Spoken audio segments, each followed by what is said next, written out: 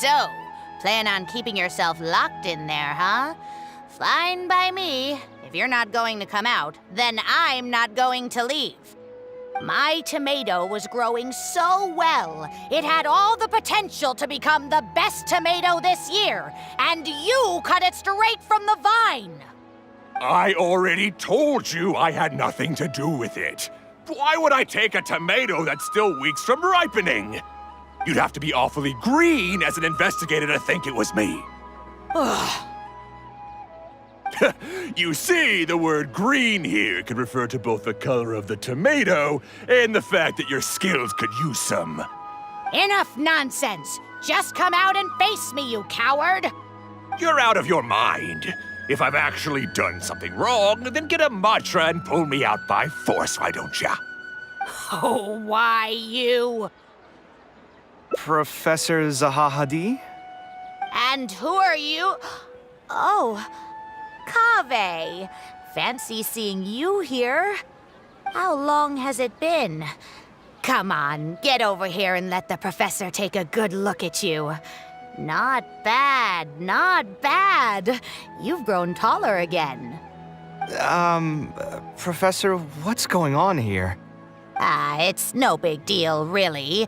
A few of us old scholars got bored in our retirement and decided to put together a vegetable growing competition. At the end, whoever loses will have to go up on stage and do a performance for the winners. Which brings us to our current predicament. My tomato was sure to win until a certain someone decided they couldn't bear to lose. Hey, don't try to defame me in front of the kids. If we're airing out each other's dirty laundry now, then why don't we talk about you sneaking into Janat's garden the other night?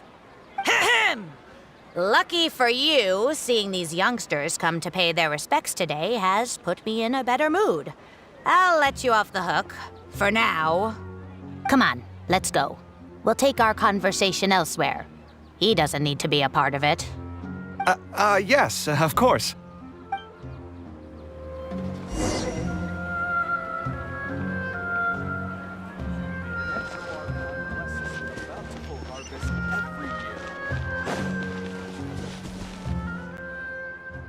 Is Faranak still doing well? Yes, as far as I know. She left for Fontaine some time ago and started a new life for herself. She's still doing work related to architecture, though. Ah, yes. I did hear about that. Did that upset you at all? No, not at all. She's already sacrificed a lot raising me as a single mother. That's good to hear. Your mother did struggle quite a bit those few years. It's probably a good thing that she found a new place to call home. Sometimes I wonder if things were harder for her because she was so beautiful. People were always drawn to her beauty first, only to realize she had a sensitive and vulnerable heart underneath. She was still quite young when she first joined my class as a student. Beautiful and radiant with her golden hair, yet quiet and single-minded. She seemed like a lass from some aristocratic house who was seeing the outside world for the first time. She had to make a lot of drastic changes in her life to raise you on her own. Even during her time in the academia, she was a thorough perfectionist. If she was unsatisfied with something she had made, she'd insist on redoing it, even if I was perfectly happy with it. She had many admirers, and they'd always fill up the first few rows of seats, hoping they could get closer to her sitting in the first row. If it were any of my other classes, you'd have found nobody sitting in the front. But every time I saw her, she was always in that same rigid pose. She'd have one hand on her forehead with the other clutching her pencil. Her eyebrows would be knitted in a frown as she concentrated on the blueprint in front of her. I'm sure she had many difficult moments in her life. How did she cope with the stress? I'm not too sure. She never talked about such things with me. She rarely opened up to other people, you know. I do remember one time, though, when she got into a heated argument with a friend. She said something I found very memorable. She said, "True art cannot be understood, but as an artist, I wish some people could understand its meaning and value. If you ask me, that's probably the greatest source of pain for geniuses of their craft. It's extremely hard for them to find someone who can truly understand their ideas. So that's how it is. I wonder if the password could be...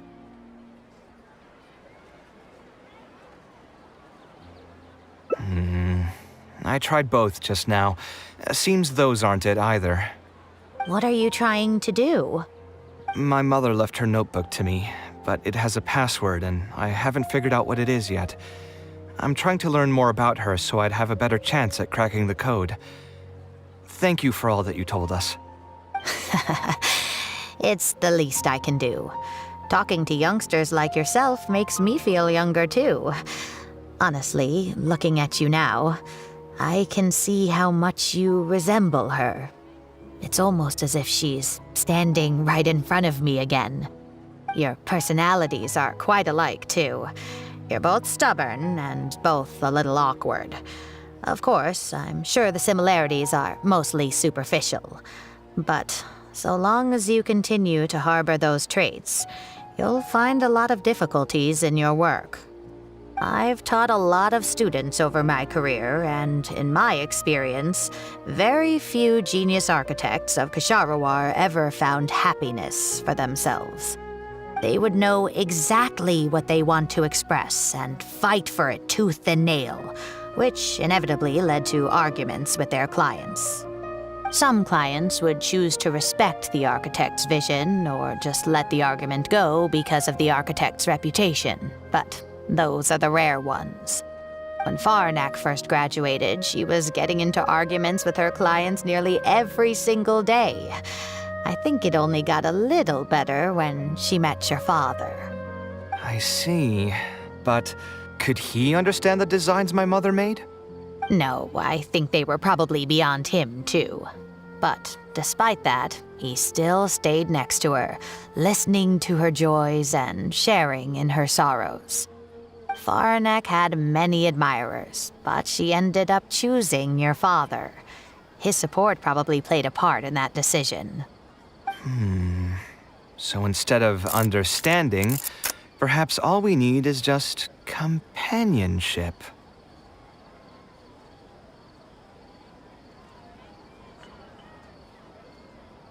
Huh. It worked. Oh, was that the right password? Yes!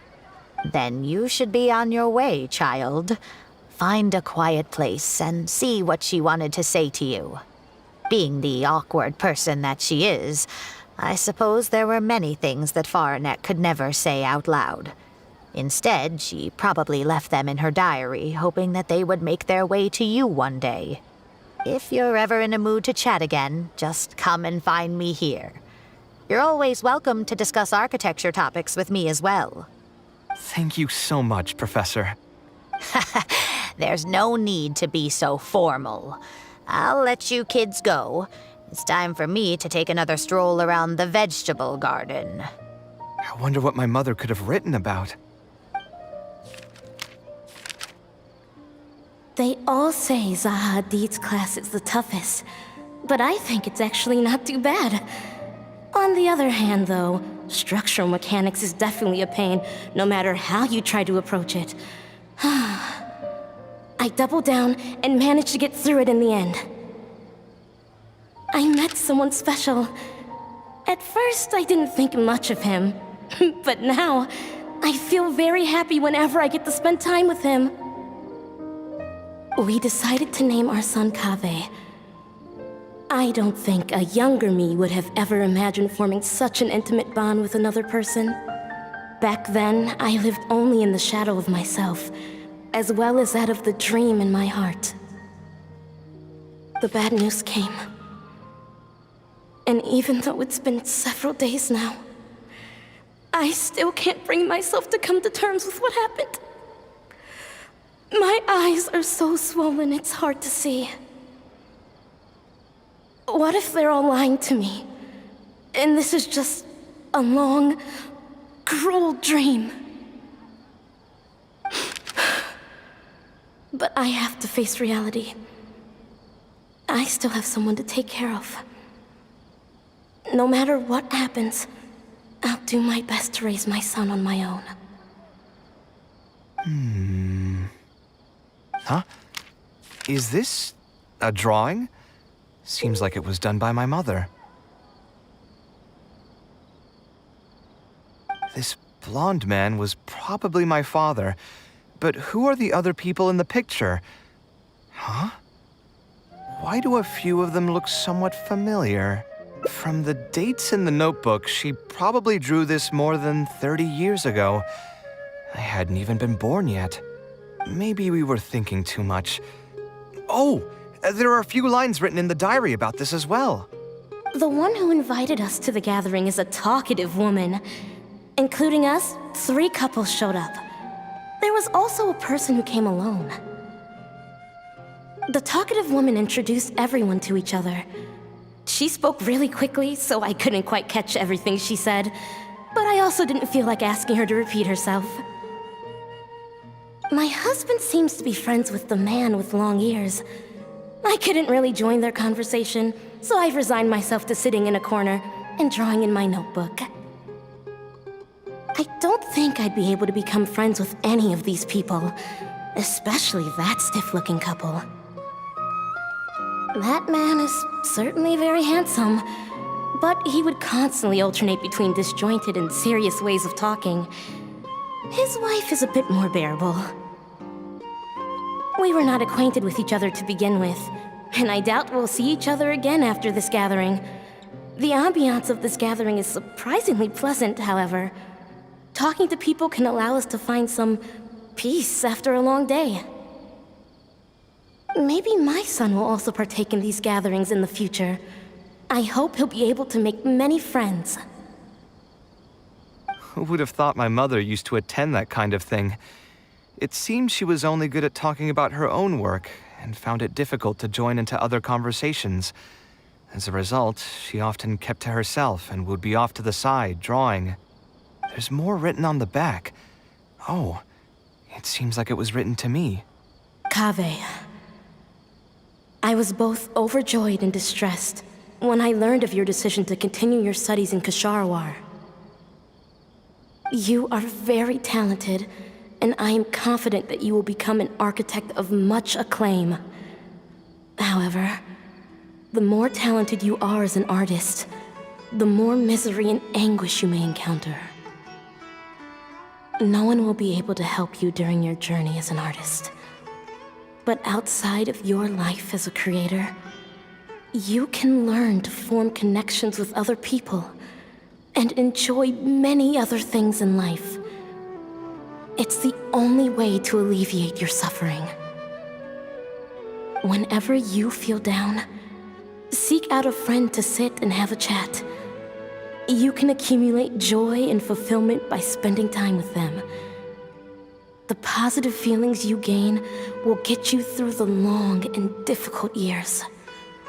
Never forget that companionship is the most important thing of all. So that's the answer she prepared for me. She really thought long and hard about me and my future. Well, now that I've read her words, do you think I should accept Tainari's invite and attend that dinner at Pardis Di?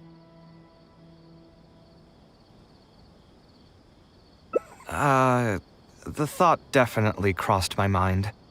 Although it'd be nice to get together with friends and chat the night away, I don't want to bring down other people's moods because I'm sad.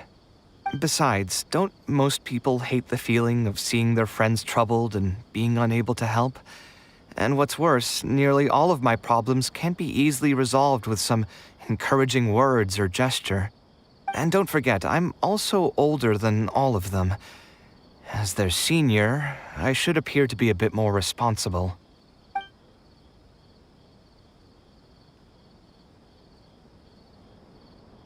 You're not wrong, but I keep feeling like I haven't really helped them much in return.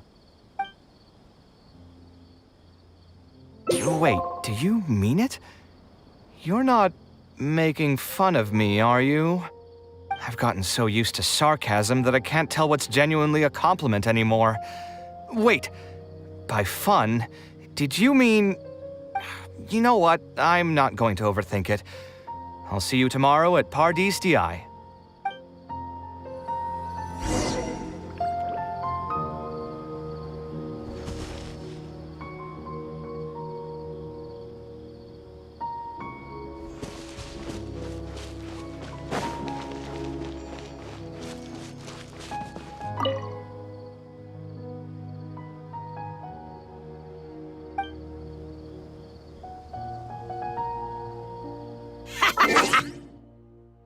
We'll see how long you can stay cooped up in there.